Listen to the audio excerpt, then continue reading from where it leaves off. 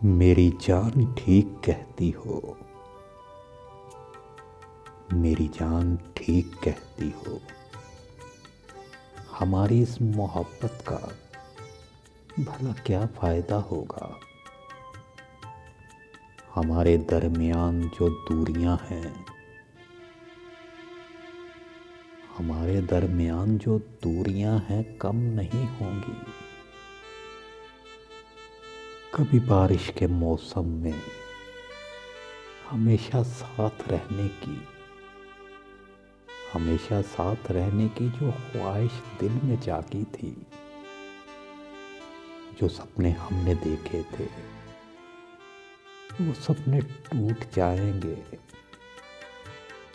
मेरी जान ठीक कहती हो, मेरी जान ठीक कहती हो। मुकद्दर के लिखे को ही अगर तस्लीम करना है तो फिर ऐसी मोहब्बत का कोई भी फायदा कैसा। मगर इसको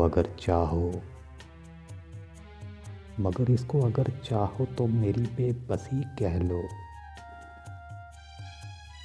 मुझे तुमसे मोहब्बत है।